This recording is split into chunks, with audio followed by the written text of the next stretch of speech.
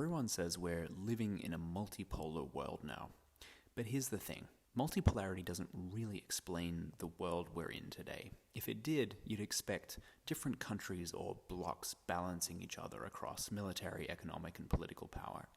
But if you look around at the world we live in, the reality is perhaps more complex than we'd like to admit.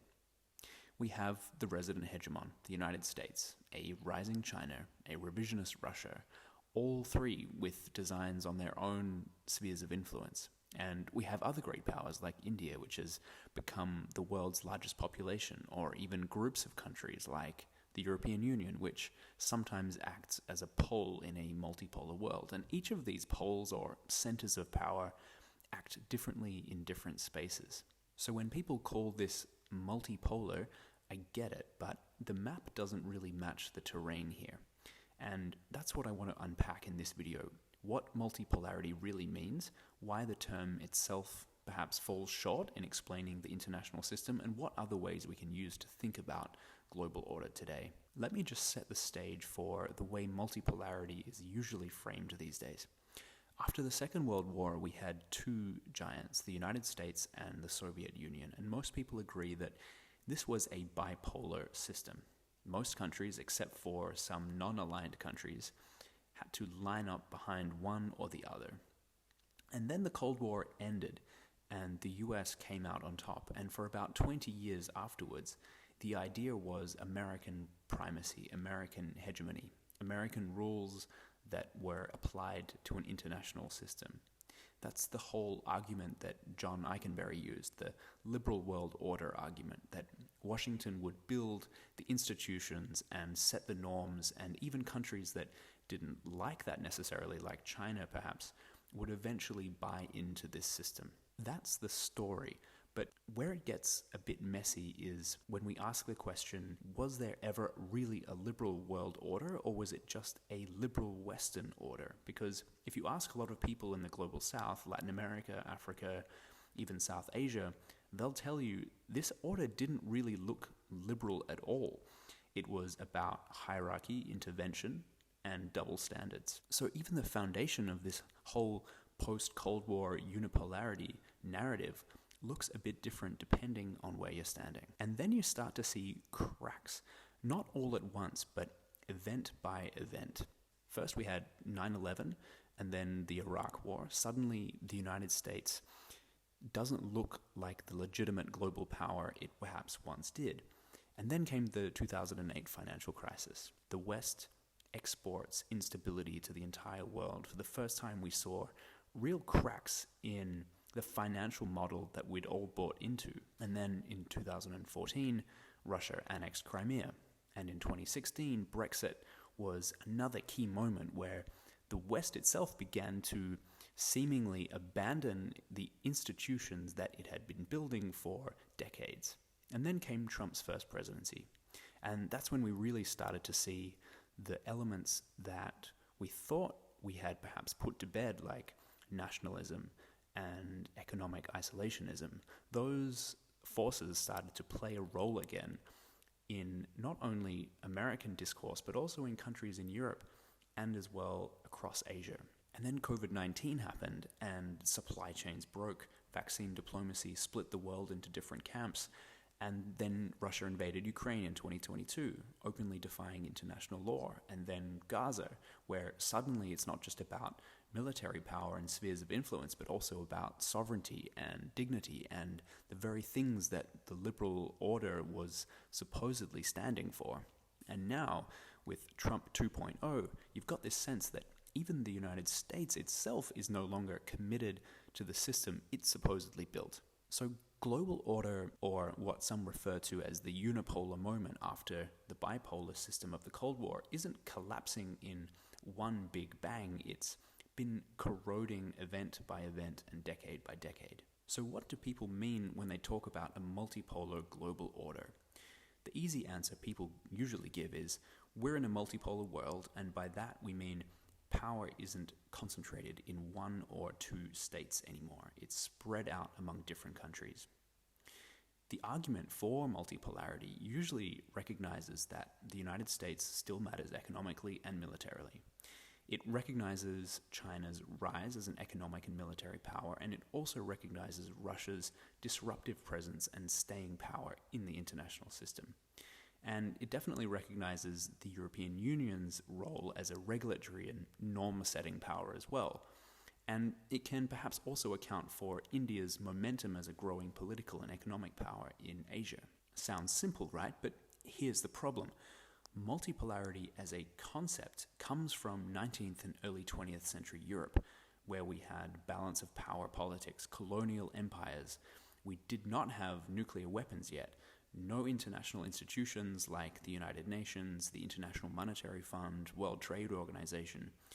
Our context today is completely different. We are more globally interconnected than ever before, and the connection through trade and through people-to-people ties are far more advanced than at any other point in history.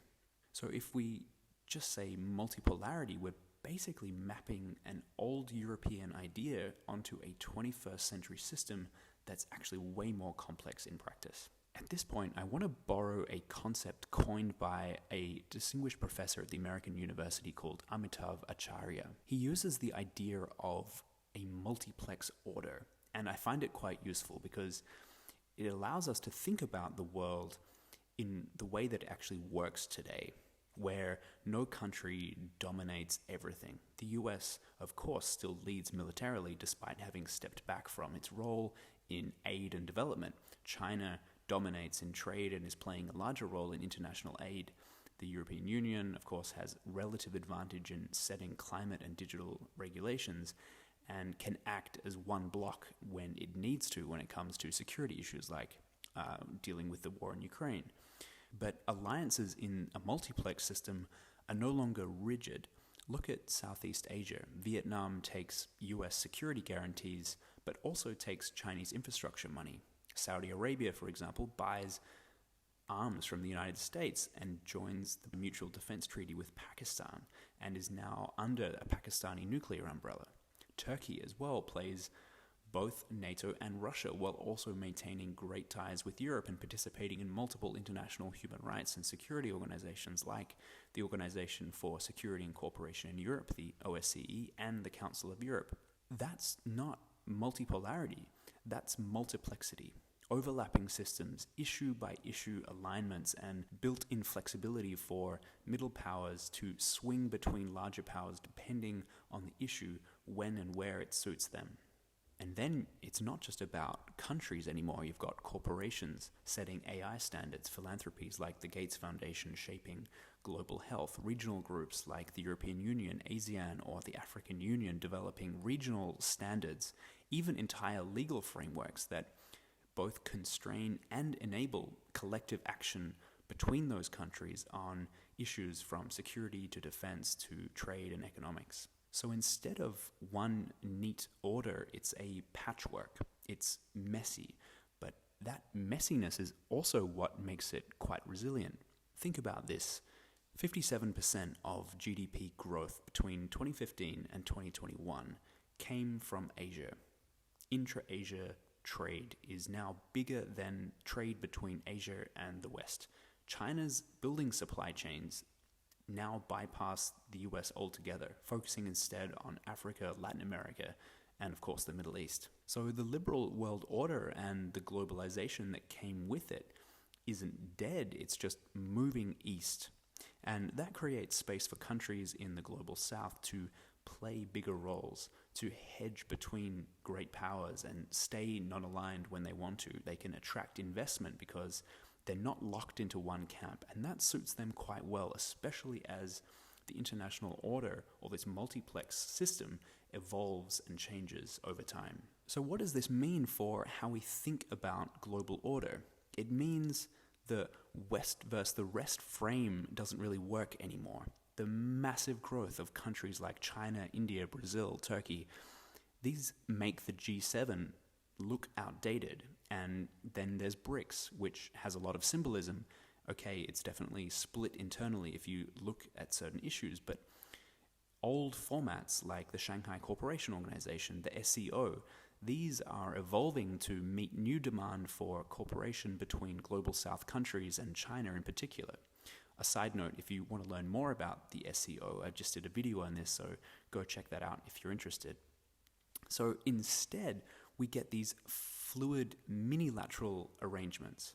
For example, we see formats like the Quad or AUKUS or the Pacific Islands Forum, the recent Pakistan-Saudi defense partnership I mentioned. This is a way for countries to engage in hybrid models, governments working with corporations or non-governmental organizations on climate or cyber issues. These can pop up spontaneously in a multiplex system.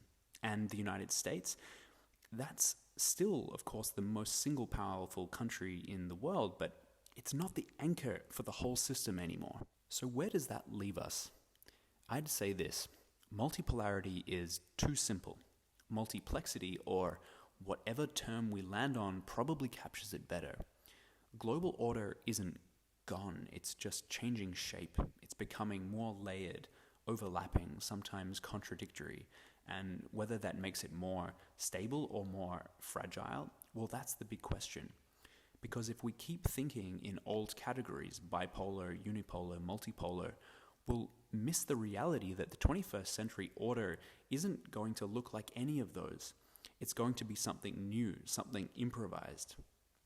And maybe that's the real story. The world hasn't collapsed, it's being remade.